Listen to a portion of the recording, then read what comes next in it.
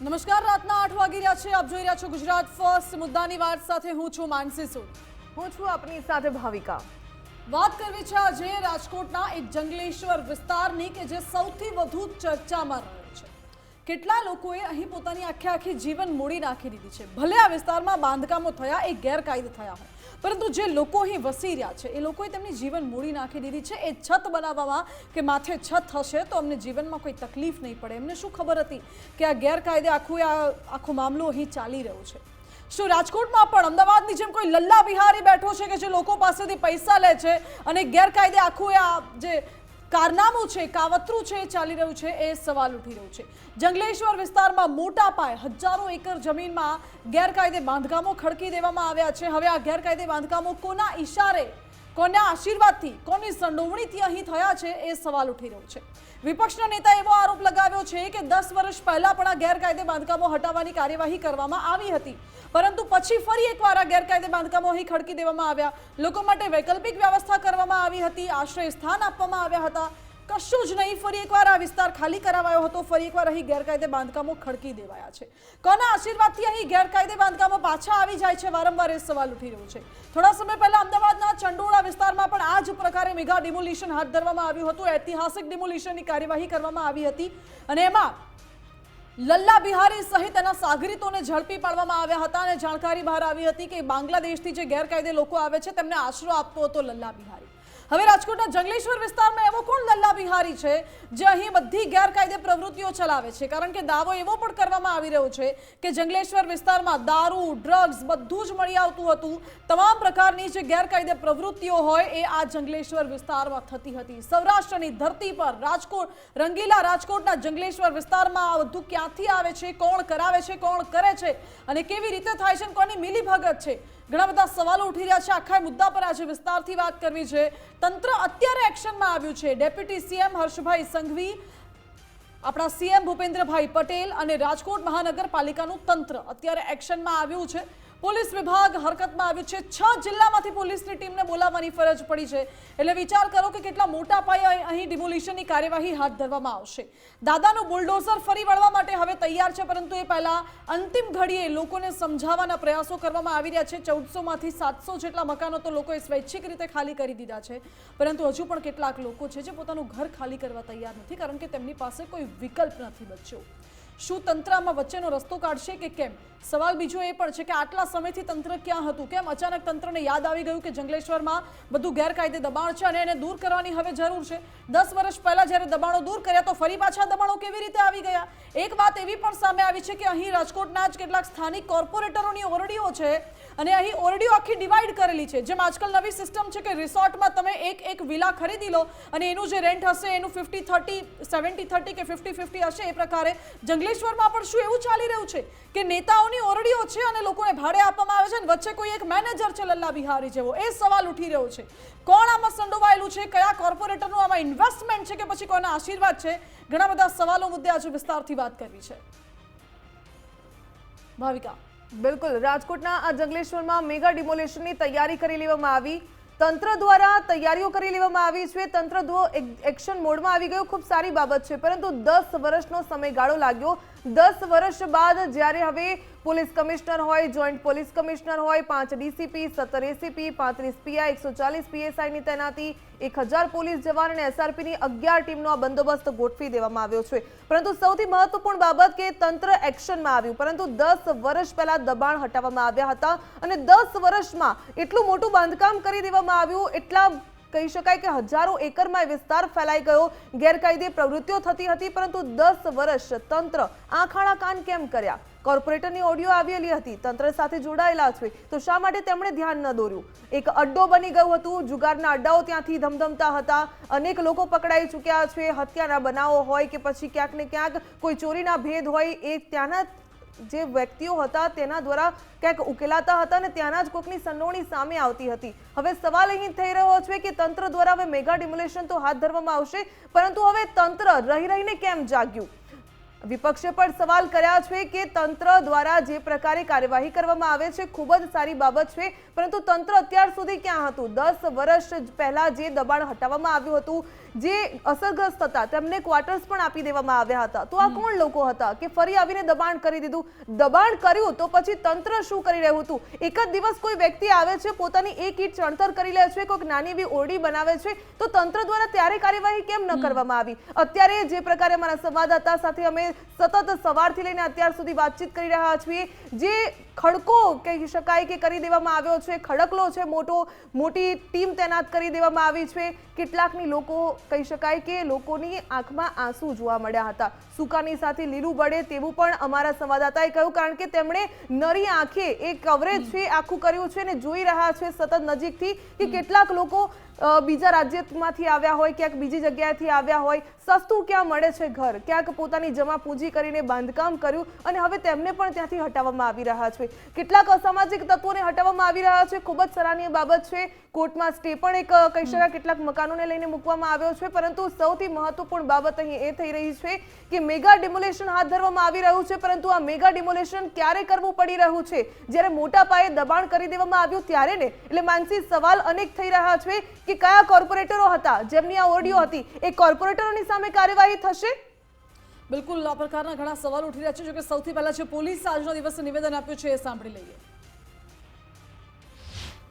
આ બાબતે જે બંદોબસ્ત સ્કીમ બનેલી છે, આ બંદોબસ્તમાં એક ડીઆઈજીપી શ્રી, 4 ડીસીપી શ્રી, 11 એસીપી શ્રી અને 37 જેવા પીઆઈ શ્રી અને 150 કરતાં વધારે પીએસઆઈ શ્રી અને 1200 કરતાં વધારે પોલીસ અને એસઆરપીની 12 કોય અને એસએએફની 2 કોય, આટલો જડબેસલાક બંદોબસ્ત અમારા દ્વારા ગોઠવી દેવામાં આવ્યો છે.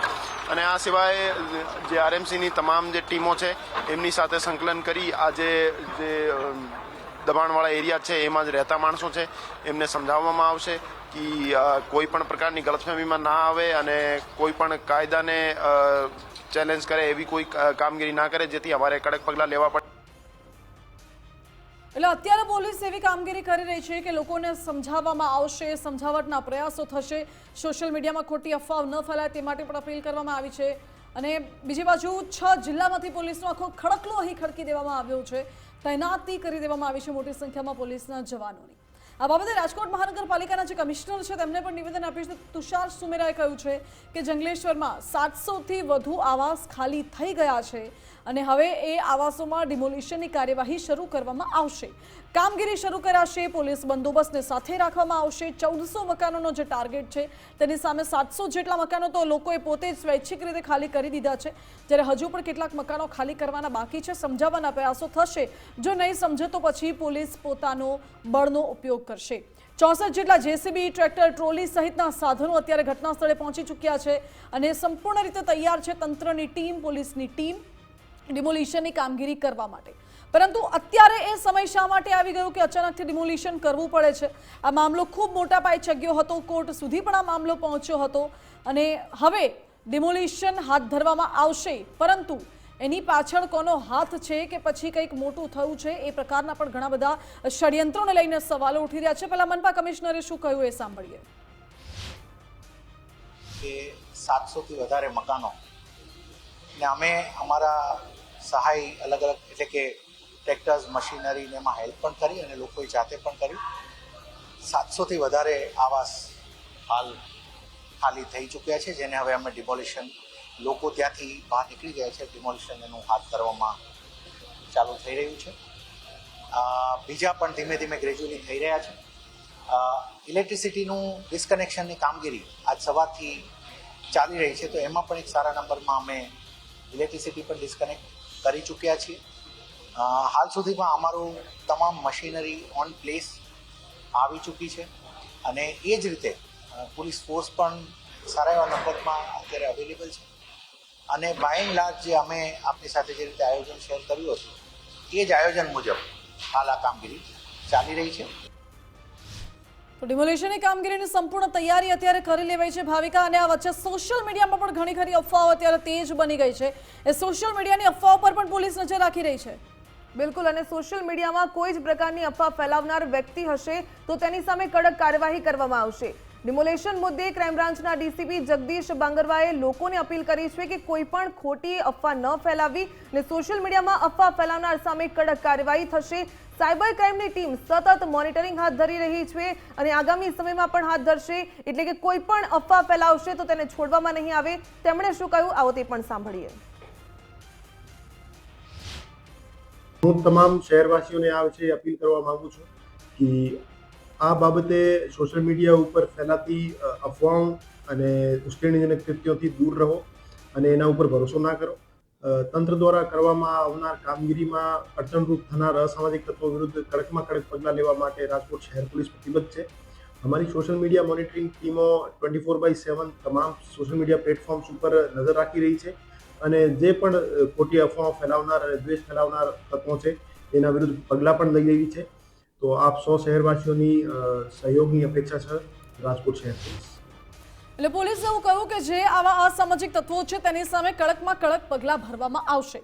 સવાલ એ ઉઠી રહ્યો છે કે શું ખરેખરમાં અહીં જે લોકોએ દબાણ કર્યું છે એ ખરેખરમાં અસામાજિક તત્વો છે કે પછી એ લોકો સામાજિક તત્વો છે ને અસામાજિક તત્વો તો બહાર ખુલ્લામાં ફરી રહ્યા છે ને ક્યાંક આલિશાન બંગલામાં રહી રહ્યા છે। આ સવાલ સૌથી મોટો એટલા માટે ઉઠી રહ્યો છે કારણ કે ઘણા ખરા એવા આરોપો થઈ રહ્યા છે, એવા દાવાઓ થઈ રહ્યા છે કે મોટા ગજાના નેતાઓના અહીં ઇન્વેસ્ટમેન્ટ્સ હોઈ શકે છે। જી હા, ઇન્વેસ્ટમેન્ટ્સ હોઈ શકે છે અને એટલા જ માટે આટલા સમયથી અહીં આ ગેરકાયદે બાંધકામ છે એ ટકી રહ્યું છે। 10 વર્ષ પહેલા પણ અહીં ગેરકાયદે બાંધકામ હટાવવાની કામગીરી કરવામાં આવી હતી, પછી ફરી એકવાર અહીં ગેરકાયદે બાંધકામો ખડકી દેવામાં આવ્યા છે। સરકારી જમીન પર, તંત્રની જમીન પર વારંવાર આ ગેરકાયદે એક ઓરડીઓ, એક બાંધકામો કેવી રીતે વધતા જઈ રહ્યા છે? શું તંત્રને ખબર નથી કે જાણી જોઈને આંખ આડા કાન કરવામાં આવે છે કે પછી કોઈના આશીર્વાદ છે કે પછી આખી એક ચેઇન ચાલે છે, આખી એક નેટવર્કિંગ સિસ્ટમથી કામકાજ ચાલી રહ્યું છે? આ પ્રકારના પણ સવાલો ઉઠી રહ્યા છે।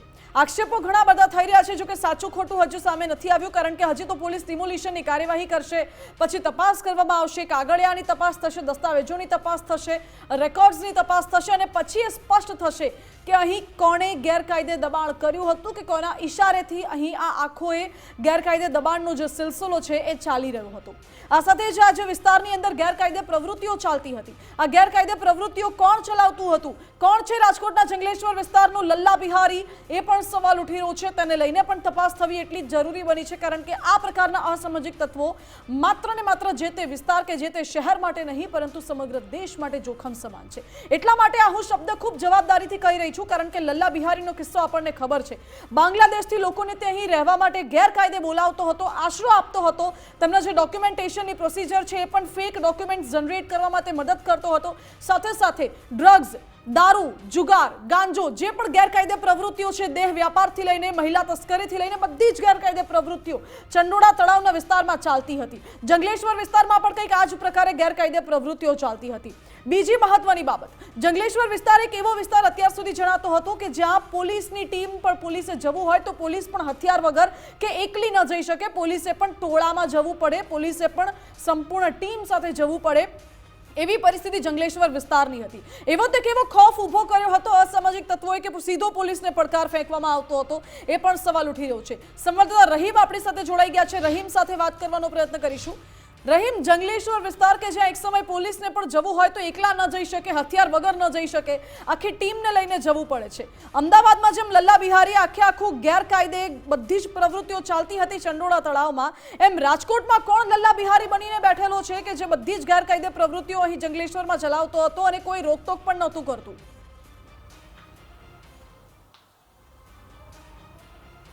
ચોક્કસપણે સૌથી મોટો સવાલ એ જ ઉત્પન્ન થઈ રહ્યો છે, આટલા સમયથી જો આ બાંધકામો હતા તો પછી તંત્રને કેમ દેખાણા નહીં? બીજી વસ્તુ, જ્યારે પહેલી ઈંટ મુકાઈ છે ત્યારે કેમ ન જોવા મળ્યું? જો ગેરકાયદેસર અને ગેરપ્રવૃત્તિઓ ચાલતી હતી તો અત્યાર સુધી પોલીસ તંત્રએ શું કર્યું? જ્યારે ડિમોલેશન દૂર કરવાની વાત આવે છે ત્યારે જ કહે છે કે આટલા બધા કિસ્સાઓ છે, આટલા બધા કેસો છે, સરકારે તો છૂટ આપી છે કે ગેરપ્રવૃત્તિ કરી રહ્યા છો તેની સામે જો તેની બેનામી મિલકતો મળે છે તો તેને દૂર કરવી અત્યાર સુધી કેમ ન થયું? પરંતુ આજની જો પરિસ્થિતિની વાત કહું ને તો સૂકા પાછળ લીલું બળી રહ્યું છે। હું છેલ્લા 7 દિવસને આમ તો હું 15 દિવસથી જ્યારે કલેક્ટર તંત્રની પહેલી નોટિસ મળી ને ત્યારથી આ વિસ્તારમાં ફરી રહ્યો છું ને આ વિસ્તારની જે પરિવાર છે તે પરિવારની વેદનાઓ સાંભળી રહ્યો છું. અનેક એવા પરિવારો છે કે જે મજૂરી કરી રહ્યા છે અને મજૂરી કર્યા બાદ પોતાના દીકરા દીકરીઓને જમાડે છે, પરંતુ પોતે ભૂખ્યા રહી અને રૂપિયા ભેગા કરી અને આ પોતાના આસિયાના બનાવ્યા છે. એના ઉપર એક મેં નાનકડી એવી પંક્તિઓ પણ લખી છે, કારણ કે જે વેદના છે ને આ વેદના આમાં કહી જાય છે. ભૂખ્યા રહ્યા, બાળકોને પેટ ભરાવ્યું, પોતે ભૂખ્યા રહ્યા અને બાળકોને પેટ ભરાવ્યું. જે પૂંજી બચી છે ને એ પૂંજીથી આ આસિયાના બનાવ્યા છે. તંત્ર માટે આ આસિયાના છે તે ભલે ઝૂંપડાઓ રહ્યા, પરંતુ તેના માટે આ સપનાના મહેલ છે. કારણ કે તેમના દાદાએ જે આ પરિવાર માટે ઊભું કરેલું આ સપનાનું મહેલ તેના દાદાની યાદો છે, તેના બાળકોની યાદો છે. પરંતુ આજે જે હથોડા પડી રહ્યા છે ને તેની અંદર તેના સપનાઓ તૂટી રહ્યા છે. જેમ હથોડા પડે છે ને એમ એક એક દીવારની અંદર જે તિરાડ પડે છે ને આ તિરાડની અંદર એના સપનાઓ તૂટી રહ્યા છે. કારણ કે આ દ્રશ્યો બતાવવાથી આ લાઇટો વહી ગઈ છે. આ એક સપનું હશે, કારણ કે આ એક જગ્યા હશે કે જ્યાં તેના નાના નાના બાળકો રમતા હશે ને તેની યાદો હશે ને તસવીરમાં પણ કંડાળેલી હશે.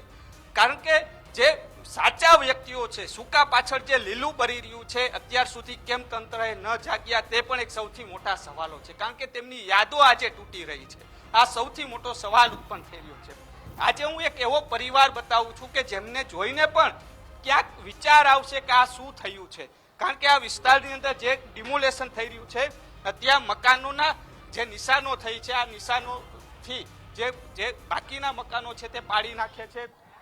PGVCL દ્વારા લાઇટો પણ કાપી નાખી છે. આ એક એવું મકાન છે ત્યાં હું જઈ રહ્યો છું કે જે જોતા આ દ્રશ્યો જોઈને છે ને તમારા રૂવાટા ઊભા થઈ જશે. કારણ કે આ વ્યક્તિ કેવું હશે, કેવી રીતના એને આખું આ મકાન બનાવ્યું હશે. પહેલા આ મકાનના દ્રશ્યો જુઓ. કારણ કે જે વર્ષો પહેલા તેણે અહીં પોતાના પરિવાર માટે થઈ અને જમીન ખરીદી કરી છે. આ એક એવો પરિવાર છે આજે અંધારામાં રહી રહ્યો છે. રમજાન મહિનો ચાલી રહ્યો છે, આ જ અંધારામાં તેમણે રોજા ખોલવાનો પણ વારો આવ્યો છે. એક દીકરી, એક બહેન છે, એક ભાઈ છે, અપંગ વ્યક્તિ. આના પિતાએ 5,500 રૂપિયામાં જમીન લીધી હતી અને ત્યારે આ મકાન બનાવ્યું. કેવી રીતના મકાન બનાવ્યું છે. આ ભાઈ અપંગ છે અને કારખાનાની અંદર પોતે નોકરી કરવા જાય છે અને પોતાના પરિવારનું ગુજરાન ચલાવે છે. આપણે તેની સાથે વાત કરશું, કારણ કે એક એવો પરિવાર છે જેને જોઈ અને રૂવાડા પણ ઊભા થઈ જાય. શું નામ છે તમારું? મારું નામ છે હારૂન અલારકાભાઈ સુમરા. હારૂનભાઈ, કેટલા વર્ષથી આ મકાનમાં રહ્યો છો? તમારું નાનપણ પણ આ મકાનમાં વીત્યું હશે, શું કહો? મારો જન્મ જ આ મકાનમાં છે અને 50 વર્ષ પહેલા આ મકાન લીધું હતું. મારું ઉંમર છે 42 વર્ષ.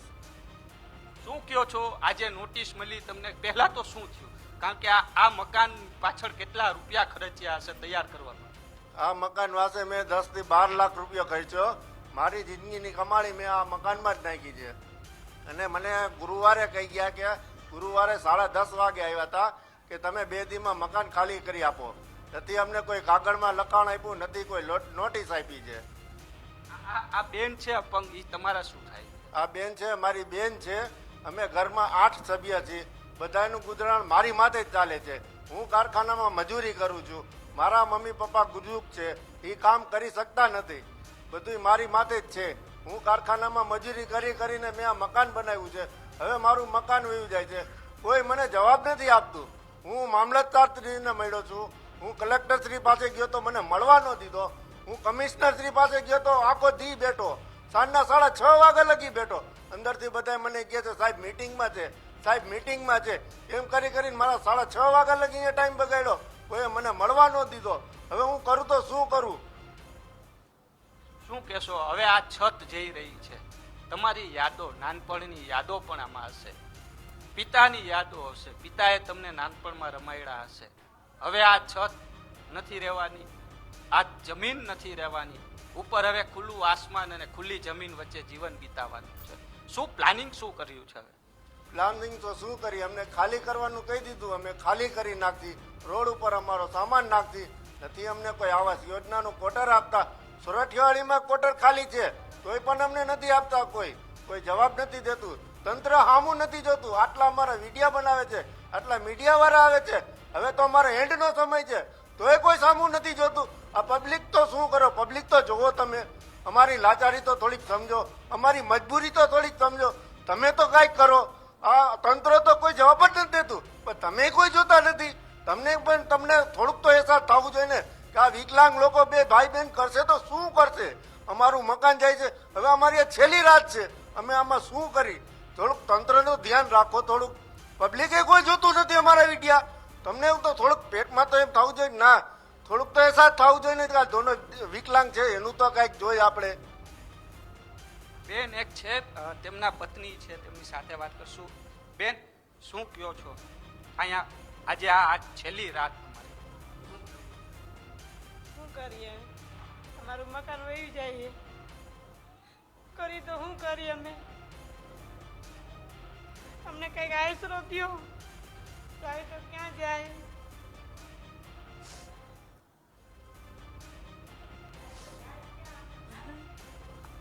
જે આંખો ઉપર જ કહી જાય છે કે તેમની પરિસ્થિતિ શું છે, તેમની આંખો કહી રહી છે રહીમ કે આ રહીમ શું પીડિતને પરિસ્થિતિ પૂછવાનો ઊભી પણ થઈ પ્રયત્ન છે. કરશો છેલ્લી કે રાત છે. શું કોઈ નથી નેતા, આજે લાઇટ શું કોઈ ધારાસભ્ય તેમની મુલાકાત લેવા માટે પહોંચ્યા છે કે કેમ? અને જે અધિકારીઓ દાવો કરે છે કે અમે વૈકલ્પિક વ્યવસ્થા કરી છે, તો શું કોઈ વૈકલ્પિક વ્યવસ્થા કરાઈ છે કે કેમ?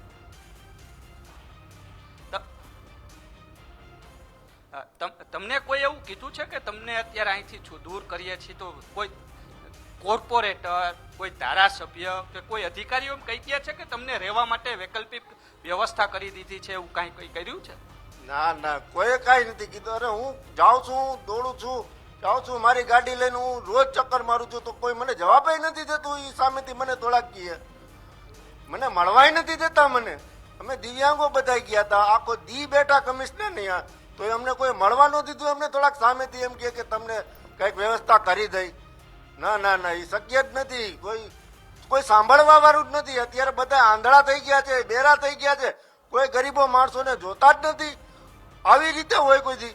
પબ્લિકો તમે તો કંઈક વિચારો. આ લોકોને તો સરકારીની પગાર મળે છે, બંગલા મારીએ છે, અમારું ગરીબ લોકોનું તો તમે કંઈક વિચારો. તો જે રીતના બંગલામાં રહેતા લોકો ને આ ગરીબોની વેદના ક્યાં સંભળાવવાની છે? કારણ કે જે પરિવાર વિકલાંગ પરિવાર છે આખો, આજની રાત રહેવાની છે, કાલથી નથી રહેવાની આ છત, નથી રહેવાની આ જમીન. તેમની માટે તો રહેવાનું છે ખુલ્લું આસમાન અને ખુલ્લી જમીન. ધરતીનો છેડો ઘર કહેવાય, પરંતુ આ ઘર જ એની પાસે નથી રહેવાનું. એ પીડિતને પૂછવાનો પ્રયત્ન કરો કે અત્યારે તો આટલી રાત છે તમારી પાસે, કાલે ક્યાં જશો? કારણ કે તંત્ર તો ખદેડી મૂકશે. કોઈ વિચાર્યું છે કે ક્યાં જશો?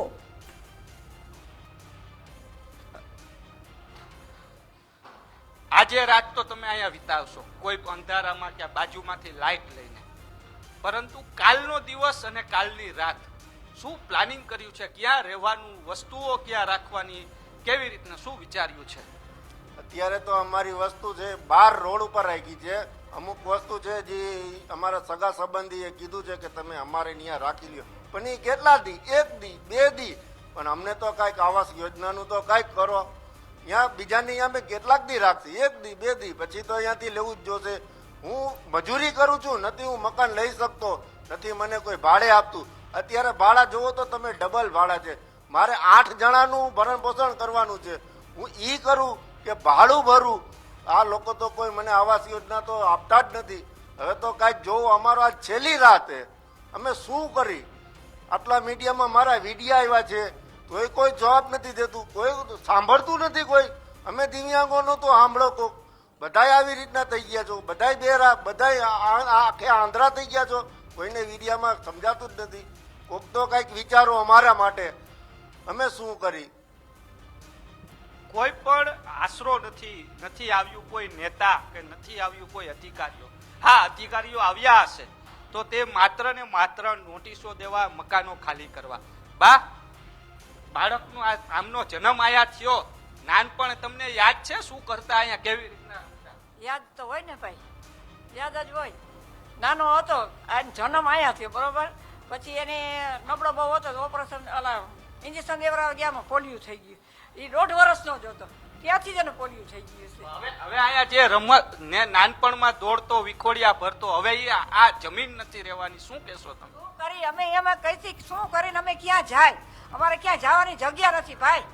કોઈ સગા સંબંધીને ઘરે ક્યાં જાય? 8 જણા છે, 2-4 જણા તો નથી. અમે 8 જણા છે. અત્યારે માનો તો શહેરમાં બધા નાના નાના મકાન હોય, આવો ક્યાં રાખે? અને કોકના ઘરે ક્યાં જાય? અને પૈસાવાળાના હોવું હોય, સાવકારના હોવું હોય, ગરીબનું કોઈ ન હોય ભાઈ. યાદ રાખજો તમે, માણાને નથી ઓળખતા, માણા પૈસાને ઓળખે છે. અત્યારે રહીમ, આ જાઓ બાને તો જાઓ, યાદ ક્યાં હશે જાઓ? કે તેમના પતિએ જે 5000 રૂપિયામાં જમીન લીધી હતી, કોની પાસેથી લીધી હતી? એ પૈસા કોને આપ્યા હતા? એ વ્યક્તિ ક્યાં છે? બપોરે 7 વાગે બુલડોઝર આવી જાય. બા તમને યાદ છે આ યાદ છે આ જમીન ક્યારે લીધી હતી તમારા પતિએ અને કોની પાસેથી લીધી? જમીન લીધી અમે અને 51-52 વર્ષ થઈ ગયા. જમીન નહીં, અમે ઝૂંપડું લીધું હતું, એવું એક ઢાર વાળું નરિયા વાળું ઝૂંપડું લીધું હતું, હાવ નાનું એવું. અમે 6,500 નું જ લીધું હતું ત્યારે. અને પછી અમે હરવે હરવે ભઠ્ઠામાં ઈંટું હારવા જતી હતી. અને મારો છોકરો બિચારો હાવ નાનો એવો હતો તો અહીંયાથી કામે ચડી ગયો, ભણતા ઉઠાડી લીધો. પછી અમે હરવે હરવે મા દીકરો પેટે પાટા બાંધીને મકાન બનાવ્યા. મારો દીકરો 2 દી 3 દી ઘરે ન આવે, ન્યા રહીએ. કલાકું ભરાય ને મારી, કલાકું ભરાય ન્યા રહીએ મારો છોકરો. ઈંટુના ભઠ્ઠામાં જ? હા, ઈંટુના ભઠ્ઠામાં ઈંટું હારી છે ભાઈ. આ તમે કોની આગળથી લીધું તમને યાદ છે? હા, લીધું તું. ઈ તો ભાઈ ગુજરી ગયા ને, ઈ તો કીધું નો મેં 52 વર્ષ પહેલા લીધું હતું ભાઈ. અમારા નાતીલા જ હતા. 52 વર્ષ પહેલા લીધું? હા, 52 વર્ષ પહેલા લીધું હતું. એક ઢાર વાળા જોયા હતા તમે મકાન, નરિયા વાળા, આ અમે લીધું હતું. રહીમ, જે પીડિત પરિવાર છે, જે ભાઈ હમણાં બોલી રહ્યા હતા, એમનું નામ પૂછી લેજો.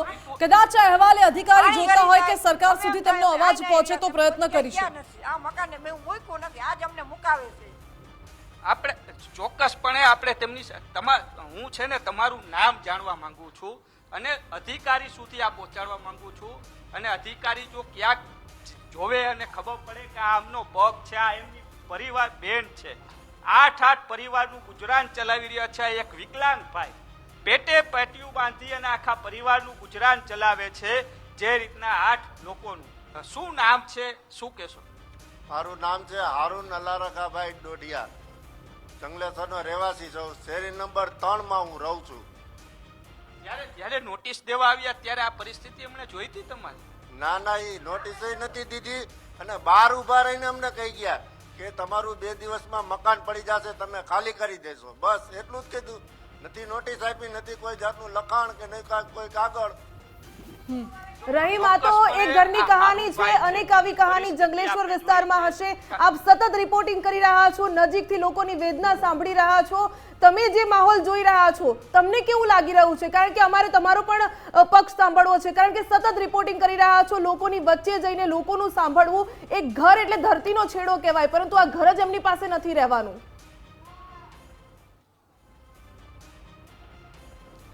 ચોક્કસપણે જે આ વેદના સાંભળીએ ને, આ વેદના સાંભળતા સાંભળતા આપણી આંખોમાં પણ આંસુ આવે. ક્યારેક એવી પરિસ્થિતિ ઊભી થતી હોય છે કે ક્યારેક મજૂર માણસો હોય છે, ક્યાં જશે, ક્યાં જવાના છે આ લોકો? હા, ગુંડા તત્વો છે, તેની સામે તમે કાર્યવાહી કરો, તમારી પાસે લો છે. આ ગરીબ માણસ ક્યાં જવાનો? પોતાનું પેટીયું રડવા માટે મહેનત કરીને આખું આ ઘર બનાવ્યું છે.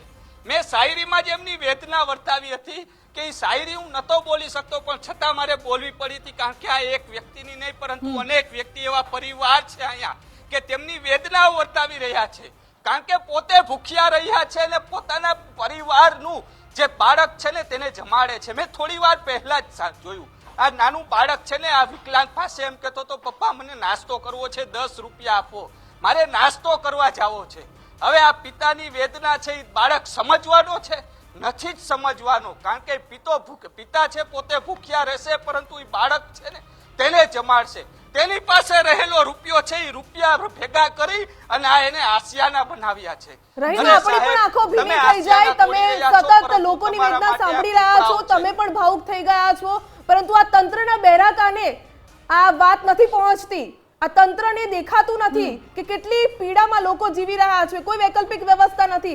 રહીમ, આપને એક મજબૂત રિપોર્ટિંગ કરતા મેં આપને જોયા છે, પરંતુ આપની આંખમાંથી આંસુ આવ્યો એટલે તમે ખૂબ જ નજીકથી બધાની પરિસ્થિતિ નિહાળી છે.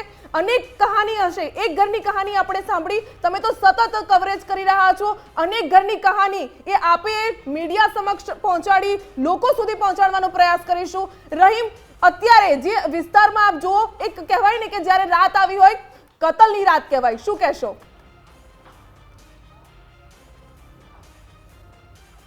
હું અત્યારે દેખાડું, મને હજી હથોડાના અવાજ સાંભળે છે. સવારથી આ હથોડાના અવાજ છે ને હું સાંભળી રહ્યો છું. જો આ પાછળથી આવે છે હથોડાના અવાજ, હજી પણ પાડી રહ્યા છે. આ દ્રશ્યો જો આ દ્રશ્યો છે ને સવારથી હથોડાના અવાજ ગુંજી રહ્યા છે. પોતાના પરિવાર છે આ મકાન ખાલી કરી રહ્યા છે.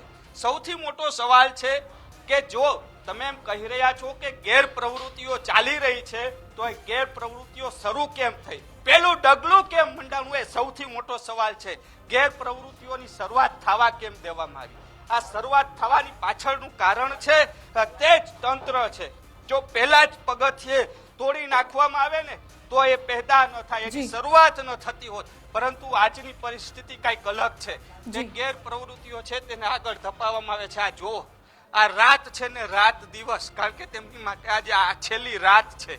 આ છેલ્લી રાતની અંદર આખું આ સામાન કાઢી રહ્યા છે જેટલું પણ બચે, કારણ કે એમના માટે આ પથ્થર નથી, એ પથ્થર છે ને એ એમની પૂંજી છે. કારણ કે પેટ્યું પોતે પેટ્યું ભૂખ્યા રહીને બાળકને ખવડાવ્યું છે ને બધાને ખવડાવ્યા બાદ તે પોતે આસિયાનો બનાવ્યો છે. આ માત્ર આસિયાનાઓ નથી, પોતાના પરિવારની યાદો પણ અહીંયા વિતાવી છે.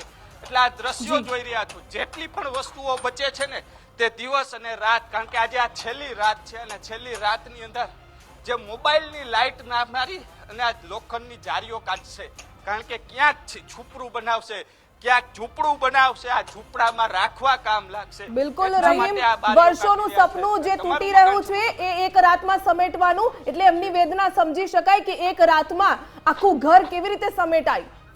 બિલકુલ. અને રહીમ, આપનો ખૂબ ખૂબ આભાર અમારી સાથે જોડાવા માટે. અત્યારે આપની જે આંખો છે એ જ સ્પષ્ટ કહી જાય છે કે ત્યાંના લોકોની શું વેદના હશે. ત્યાં આપ સતત જે કવરેજ કરી રહ્યા છો, આપના મનમાં પણ શું ભાવ આવી રહ્યા છે સતત જોઈ રહ્યા છે.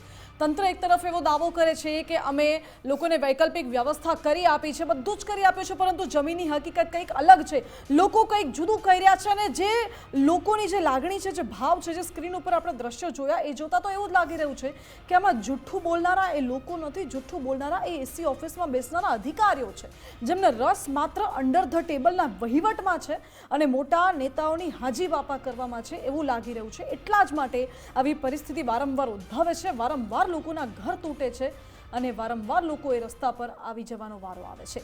હવે આ બાબતે કોઈ નિરાકરણ લાવવામાં આવે, કારણ કે તંત્ર તો એવું કહે છે કે અમે આશરો આપ્યો છે, પરંતુ લાગતું નથી કે આશરો આપ્યો હોય. સરકાર આમાં હસ્તક્ષેપ કરે, સરકાર આમાં કોઈ નિરાકરણ લાવે, સરકાર લોકોની વેદના સમજીને તેમની દરકાર કરે, સમસ્યાનું નિરાકરણ લાવે તેવી આશા રાખી શકાય છે. અને અહીં જે પરિવાર આપણી સાથે જોડાયો હતો એવા ઘણા બધા પરિવાર છે, એમની સમસ્યાનું નિરાકરણ આવે, ખરા અર્થમાં તેમને એ જે વૈકલ્પિક વ્યવસ્થા છે, જે આવાસોની વ્યવસ્થા સરકારે કરી છે, લોકો સુધી પહોંચે, વ્યવસ્થાની વાત કરવામાં આવી આશા રાખી પણ શકાય ઘર છીનવી રહ્યા છે તેની સામે એક ઘર આપે એટલે મુદ્દાની વાતમાં આ મુદ્દો ઉઠાવવો પડ્યો હતો. અને એટલા માટે જ કહી રહ્યા છે કે ઘર છીનવી રહ્યા તો ચોક્કસપણે ઘર પણ આપવાની તાકાત રાખજો. બિલકુલ. આ સાથે જ મુદ્દાની વાતમાં અત્યારે બસ આટલું જ. વધુ સમાચાર માટે આપ જોતા રહો ગુજરાત ફર્સ્ટ. નમસ્કાર.